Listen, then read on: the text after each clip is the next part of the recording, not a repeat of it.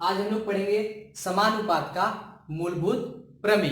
ठीक है, तो प्रमेय क्या दिया है हमें यहाँ पे, यदि किसी त्रिभुज की किसी एक भुजा के समांतर खींची गई रेखा उनकी अन्य दो भुजाओं को दो भिन्न बिंदुओं पर प्रतिच्छेदित करे तो वह रेखा अन्य दो भुजाओं को समान अनुपात में विभाजित करती है। मतलब क्या बात बोलना है, यहाँ पे हमें बताया गया है कि ये जो है, जो रेखा यहाँ पे गई है, ये इस रेखा के क्या है, समांतर है, और जो इसकी ये जो भुजाएं हैं ये क्या है, दो, इनका अनुपात कितना है, समान है। ऐसा में तो सबसे पहले हम लोग प्रमेय सिद्ध करने के लिए हमें चार चीजों की जरूरत होती है। एक तो पहला है दत्त, दूसरा है साध्य, और तीसरा है रचना, और चौथा है हमारा उपपत्ति। ठीक है, तो सबसे पहले हम लोग क्या लिखेंगे, दत्त।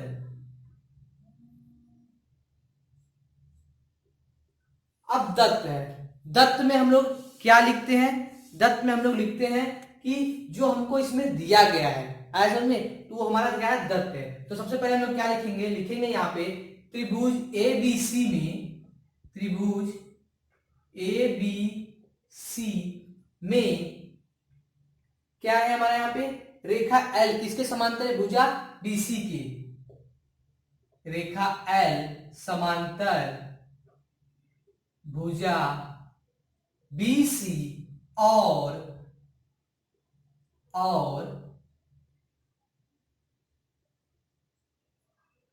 रेखा एल, रेखा एल यह भुजा ए बी को, यह भुजा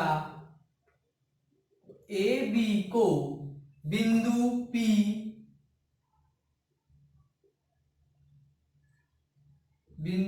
P तथा भुजा AC को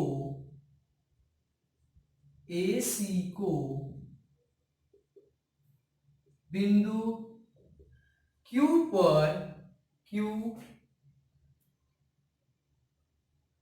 पर प्रतिच्छेदित करती है। ठीक है, अब मैंने बहुत ही सिंपल में ये लिख दिया। अब मुझे क्या करना है, अब लिखना है दत्त के बाद क्या आएगा, साध्य।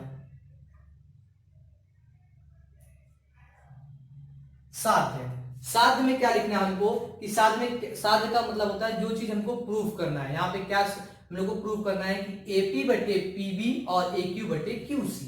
यहाँ पे क्या प्रूव करना है, AP बटे PB बराबर AQ बटे QC। ठीक है, अब इसके बाद आता है रचना। रचना क्या मतलब क्या होता है, कभी कभी जो हमको त्रिभुज दिया रहता है तो उसके अंदर हम लोग खुद से रचना करते हैं, तब वो जाके सिद्ध होता है। ऐसा में तो यहाँ पे देखो क्या करना है, यहाँ पे मैंने क्या लिखा रचना में कि BQ और PC को खींचा। ठीक है, तो यहाँ पे मैं क्या लिखूंगा, रेखा, या रेख लिखो या रेखा लिखो, रेख BQ तथा रेख PC खींचा। ठीक है, यहां पे मैंने क्या किया, इन दोनों को खींचा। ठीक है, तो क्वेश्चन में देखो यहां पे दिया भी है कि दो भिन्न बिंदुओं पर प्रतिच्छेद करे तो वह रेखा अन्य दो भुजाओं को क्या करती है, समानुपात में विभाजित करती है। अब इसके बाद हमारे पास आता है उपपत्ति।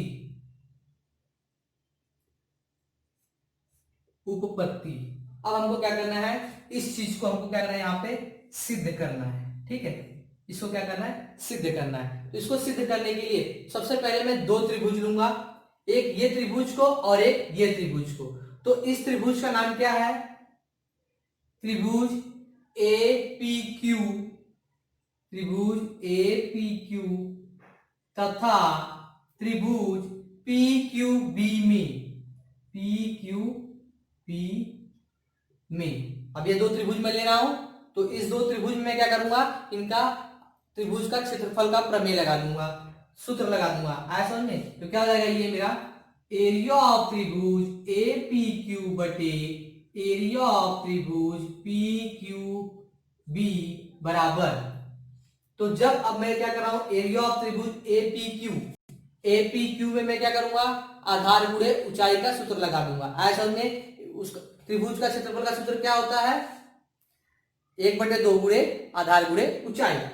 तो यहां पे हो जाएगा एरिया ऑफ त्रिभुज एपीक्यू, तो एपीक्यू में 1/2 गुणे आधार क्या हो गया हमारा पीक्यू, और ऊंचाई क्या हो गई हमारी एपी, ऐसा में। और सेम पी क्यू बी में क्या रहेगा, 1/2 गुणे आधार रहेगा पी क्यू, और ऊंचाई क्या रहेगी हमारी पी बी, ऐसा में। अब यहां पे मैं क्या कर रहा हूं, इसको ये यहां पे लिख सकते हो त्रिभुज के क्षेत्रफल से, ठीक है, त्रिभुज के क्षेत्रफल से यहां पे चाहिए तो लिख सकते हो, ब्रैकेट में यहां लिख सकते हो त्रिभुज का क्षेत्रफल, त्रिभुज का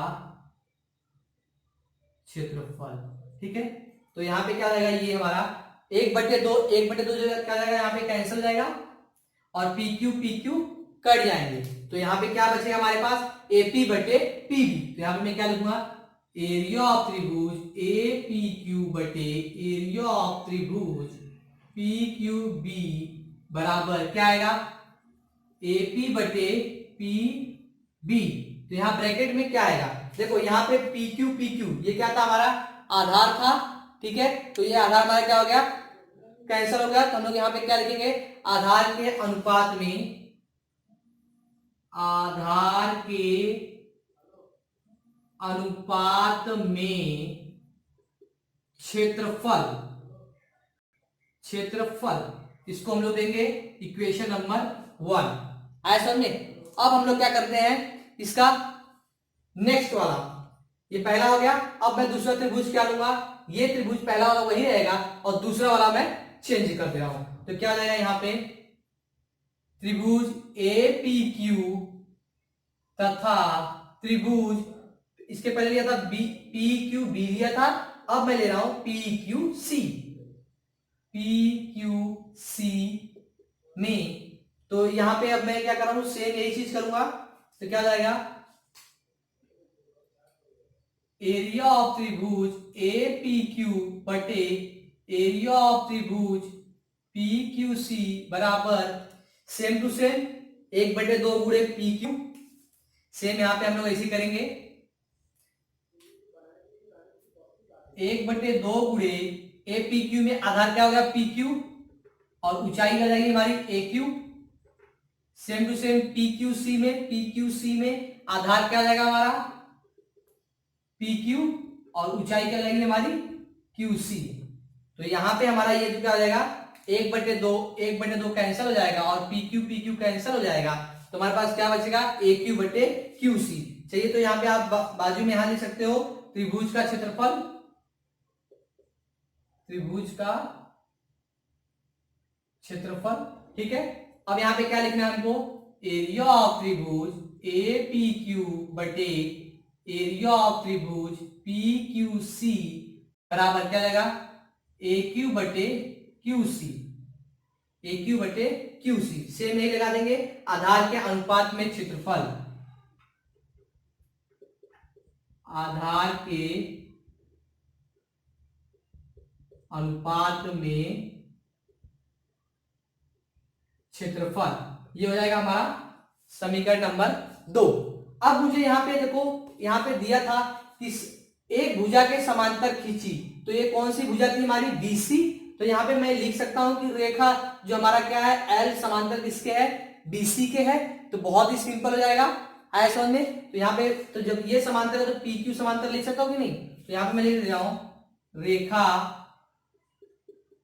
पी क्यू समांतर रेखा बीसी, पी क्यू समांतर बीसी ऐसा में। तो यहाँ पे क्या है, दोनों का जो ये आधार था हमारा, दोनों का आधार समान है, इसलिए मैंने क्या यहाँ पे लिख दिया कि पी क्यू समांतर किसके है, बीसी के है ऐसा में। अब मुझे एक पॉइंट यहाँ पे लिखना और पड़ेगा कि जब दोनों में ये हमारा सेम आ रहा है, अब यहाँ पे आप लोग देखिए, यहाँ पे दिया एरिया ऑफ त्रिभुज एपी क्यू, यहाँ पे भी एरिया ऑफ त्रिभुज एपी क्यू, मतलब ये दो बराबर है। तो एरिया ऑफ त्रिभुज पी क्यू बी और एरिया ऑफ त्रिभुज पी क्यू सी, तो ये पी क्यू बी और पी क्यू सी में हमारा दोनों में आधार क्या आ रहा है, इसका सेम आ रहा है। तो हम लोग यहाँ पे क्या लिख सकते हैं कि एरिया ऑफ त्रिभुज पी क्यू बी बराबर एरिया ऑफ त्रिभुज पी क्यू सी। तो सही चाहिए तो आप लोग इसमें लिख सकते हो कि ऊंचाई भी इनकी क्या है, समान है समझ में। तो यहाँ पे हम लोग लिख सकते हैं, क्या लिखेंगे, त्रिभुज ए त्रिभुज पी क्यू बी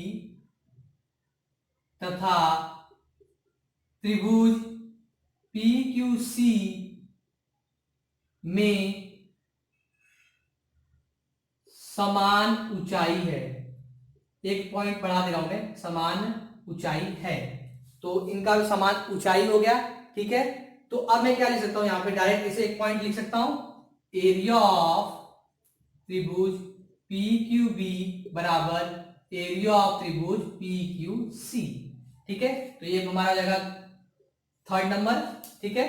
अब मैं क्या कर रहा हूं, बहुत ही सिंपल, हमारा तो यार ये चीज प्रूफ हो चुका है। अब मैं कह रहा हूं बस यहां से इस चीज को उठा के और इस चीज को यहाँ पे इक्वल दिखा रहा हूं। क्यों? क्योंकि ये बराबर ये तो यहाँ पे दिया ही है, और यहाँ पे त्रिभुज पी क्यू बी बराबर त्रिभुज पी क्यू सी यहाँ पे हमारा ये सिद्ध हो गया है। तो अब हम लोग डायरेक्ट इसको डायरेक्ट लिख सकते हैं, एरिया ऑफ त्रिभुज ए पी क्यू बटे एरिया ऑफ त्रिभुज पी क्यू बी बराबर एरिया ऑफ त्रिभुज ए पी क्यू बटे एरिया ऑफ त्रिभुज पी क्यू सी।